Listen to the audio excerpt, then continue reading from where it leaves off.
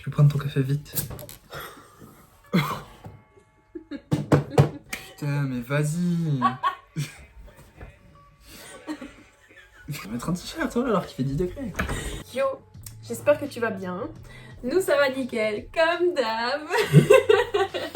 Bon, la semaine dernière, du coup, je t'ai montré un petit peu ce que je mangeais dans la journée et j'étais en maintenance calorique. Et du coup, depuis qu'elle est ici, elle compte un petit peu ses cales pour savoir à peu près de combien de cales elle a besoin pour se maintenir. Donc là, pour le moment, elle compte juste ce qu'elle mange sans avoir un total calorique prédéfini. Et du coup, donc là, on est le lendemain de tout ce que j'ai filmé et je vais te montrer un petit peu ce qu'elle a mangé. Donc du coup, j'étais à 30 grammes d'avoine complet. Je mélange avec un petit carreau de chocolat noir pâtissier. Ça fait 6 grammes, comme ça fait de l'avoine au chocolat. Je rajoute du granola, 20 grammes de granola au chocolat. Je kiffe le chocolat. Je n'ai pas précisé, mais l'avoine, je le fais pas avec du lait, je le fais avec de l'eau. J'ai pris une pomme et j'ai pris aussi 2 carreaux de chocolat, du chocolat Milka. Donc du coup, ça c'est pour le petit déjeuner qui est à 414 calories. Ouais, t'as une tête difforme. Ça c'était à peu près tout pour le petit déj du coup et je vais te montrer direct parce qu'après on déjeune et on va direct s'entraîner, donc je vais te montrer la séance. Il y aura, donc moi j'ai un SBD et elle c'est squat bench, je vais faire le squat, on fera la review et après je ferai ça pour tous les lifts.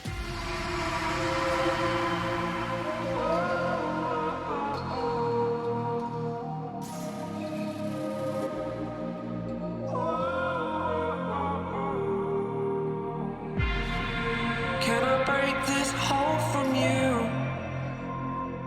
It would mean everything to me if I do.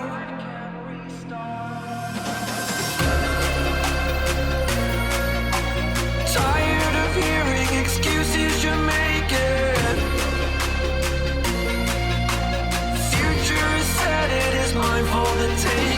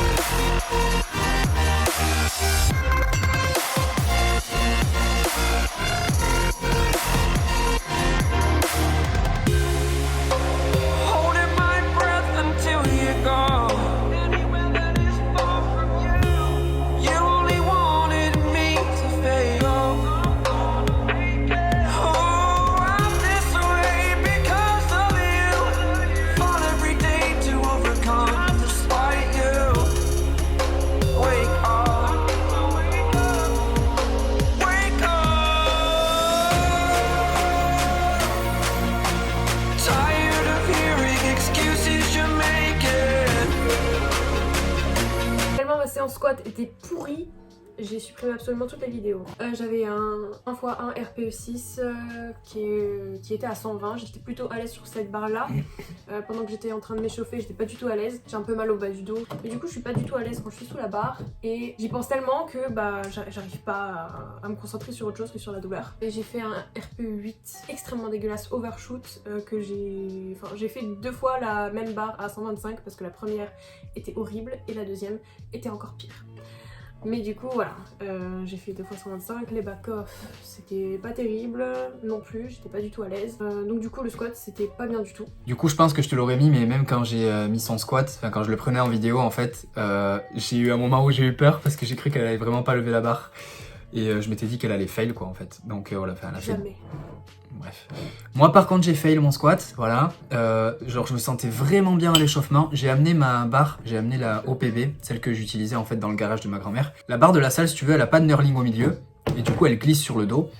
Et le problème que j'ai moi c'est que du coup j'ai tendance à trop forcer sur la barre et du coup ça me met pas mal de tension au niveau des avant-bras et au niveau des coudes et des épaules. Donc ça me fait hyper mal et du coup là en prenant ma barre ça allait un petit peu mieux de ce côté-là, elle accrochait bien sur mon dos.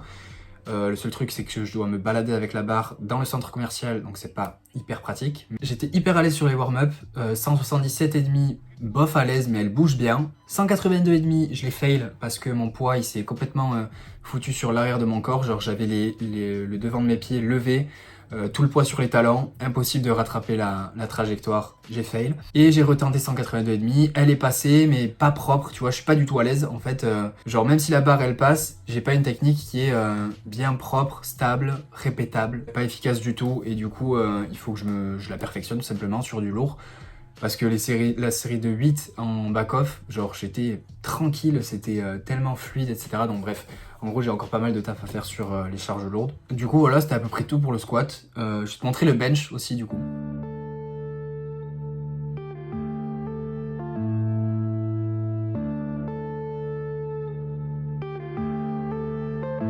Yeah.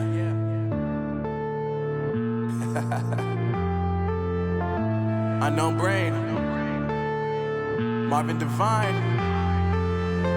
I'm saying bye to all the lies and all the times you cried, saying that I wasn't right, yet I was right by your side. You manipulator, playing games, your friends commentators, and I don't know what you say about our private conversations, but it's got them hating. Thanks to all the rumors you be claiming. It's cool, I'm done with you, so they can throw you a celebration. You gon' hate it when you see me with somebody living better. I'm trying to tell you that me just doing me gon' have you jealous. I know that I gotta stay away from all your games. Yeah, I know that I found somebody else to love me one day. Yeah, you'll realize the grass ain't greener on the other side. No, you did me dirty for the last time, so now I gotta say goodbye.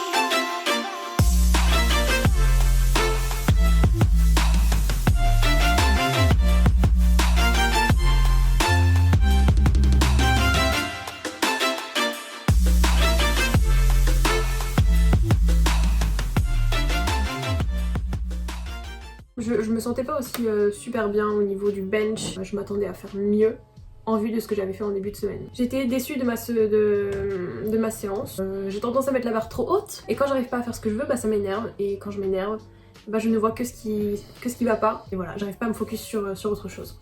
Et il faut que je travaille dessus beaucoup. Et du coup moi pour mon bench j'étais très content parce que ben forcément bon j'avais fail mon squat et j'étais pas archi content du single, mais bon une fois que le squat est passé, moi je m'en fous, je mets ça de côté et je me focalise sur le bench. Et du coup ben genre je savais que j'allais me sentir bien parce que depuis le début de la semaine en fait je suis en max grip, donc j'ai l'index sur l'anneau, je suis hyper à l'aise, j'ai passé 140 et ça fait un gros palier, tu vois, genre dans ma tête 140 c'est stylé, ça fait 3 plates je trouve, donc je suis content. Et c'était plutôt propre, tu vois, genre pas RPE10 non plus. Donc j'étais content par rapport à ça. Les back-off, pas grand chose à dire, la technique a été propre aussi. Puis voilà, pour le bench c'était à peu près tout. Et je vais te montrer mon terre que j'ai fait donc hier pendant la séance du SBD et son terre aussi qu'elle a fait aujourd'hui. Et je te parlerai des aspects techniques, un petit peu de tout ça. Coming to me crying, saying you miss having me around. Gave you chances and you blew it. You so easily influenced. All the times you told me beat it, now you gotta face the music. I'm saying I know that I gotta stay away from all your games. Yeah, I know that I found somebody else to love me one day. Yeah, you'll realize the grass ain't greener on the other side. No, you did me dirty for the last time, so now I gotta say goodbye. So now I gotta say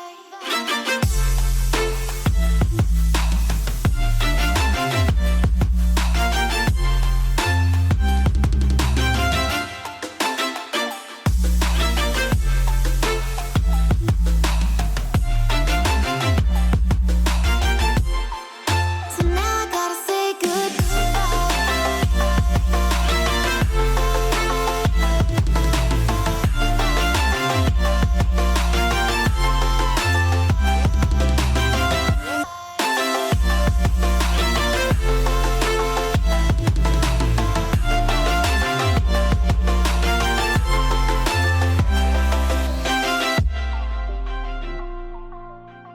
Donc du coup moi pour mon terre, la 245 elle bougeait mais tellement bien. Et du coup je me suis dit que j'allais mettre 255 parce que normalement je l'avais. Sauf que j'étais cuit, pas assez patient au sol pour la 255. Donc perdu la position, bas du dos qui s'arrondit, perdu l'équilibre. Je fais un lockout complètement pourri, genre un verrouillage. Limite j'ai l'impression que je force la barre sur mes cuisses. Donc c'est moche en fait. Et la rep elle compterait pas en compète. Donc voilà. Le back-off à 247,5 pourri aussi.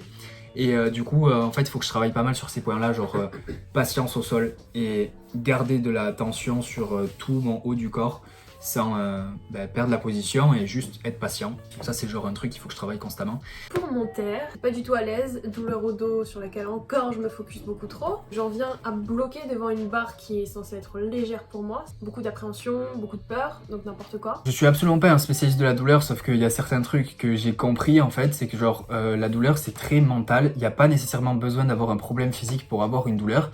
Et t'as certaines personnes qui ont des pathologies et qui ont des problèmes physiques mais qui n'ont pas de douleur. T'as des personnes qui n'ont absolument rien physiquement mais qui ont des douleurs. Du coup, la douleur ça peut être uniquement mental.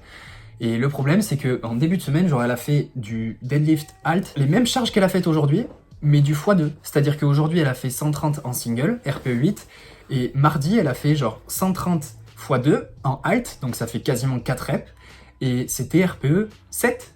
Ouais. Aujourd'hui, elle a appréhendé une barre en une rep qu'elle a fait pour plusieurs reps en début de semaine. Toi, t'as une scoliose. Double scoliose. Donc, elle a une double scoliose et du coup, elle a déjà eu des problèmes de dos, etc. Ce qui fait que quand il y a quelque chose qui commence à être un petit peu bizarre au niveau du dos, elle est en mode « Ah, je vais me faire mal, je suis en sucre, je vais tout me casser. » Et puis voilà. Le truc, c'est que genre, tu peux avoir un mouvement parfait et te faire mal. Tu peux avoir un mouvement pourri et ne pas te faire mal.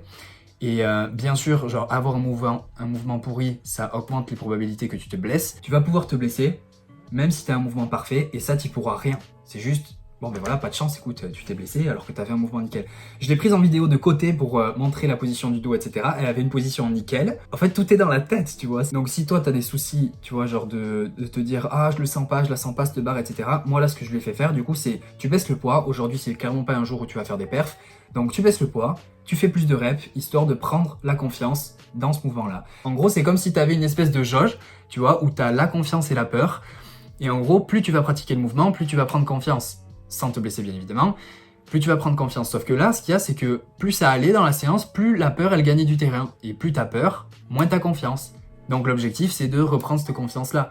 Sauf que te focaliser sur potentiellement ta douleur ou alors le fait que tu te sentes pas bien, etc., ça va faire que agrandir cette peur-là et rétrécir cette confiance. Donc, personnellement, ce que je fais et ce que là, je lui ai fait faire, c'est tu baisses le poids, tu fais beaucoup de reps et tu te rends compte qu'en fait, genre, quand tu fais tes reps de manière instinctive, tout en ayant une bonne technique, genre, t'as pas de problème, en fait. Et tu te focalises sur ça, tu gardes ça en tête, le fait que tu fais tes reps, ça se passe très bien, ton dos il est pas en sucre. Sinon l'autre alternative c'est que t'arrêtes tout et du coup tu arrêtes le power parce que dans tous les cas il y aura toujours des moments de doute, etc. Mais bon, là c'est pas une alternative d'arrêter, donc voilà, faut trouver des solutions quoi. Donc après la séance d'hier qui a fini très tard, on a mangé le deuxième repas de la journée, il était 17h, genre en intra-workout, genre pendant l'entraînement, elle a mangé barre de céréales. Et du coup le repas du midi, il y avait 150 g de gnocchi avec du beurre pour la cuisson, 150 g de poulet, une tomate, en dessert, un café avec des Kinder Mini, trop bon, et une glace Kit Kat. Glace Kit Kat d'ailleurs très bon. Ouais, très bon. C'était pas trop sucré étonnamment.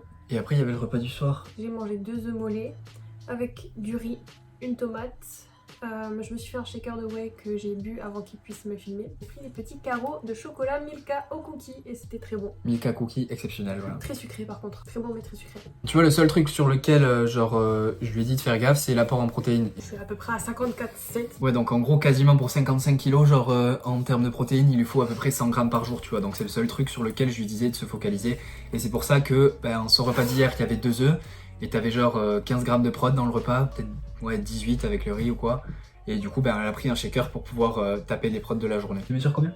1m56 et demi, donc 57. 1m56. Et demi. Donc voilà, je veux juste te montrer un petit peu genre combien elle pouvait manger, genre quels étaient les repas d'une meuf en fait, de ce poids-là, de cette taille-là. Donc c'est à peu près 2000 calories par jour. Je pense que je t'aurais mis le total calorique quelque part. 100 grammes de prot, donc toujours pareil en fait, les prots c'est 1,8 g par kilo poids de corps. Et du coup, on a pu en profiter pour parler un petit peu du training et genre de l'aspect psychologique, donc c'est plutôt cool. C'est tout pour la vidéo, j'espère que t'auras aimé. Si t'as aimé, mets un j'aime, commente pour me dire ce que t'en as pensé. Je te dis à la prochaine, reste positif, peace. Je te souhaite de passer une excellente soirée ou une excellente journée. On te voit dimanche prochain. Non, je déconne. On dirait un tonton bof. Ouais, carrément de ouf. On dit comment au revoir? Au revoir.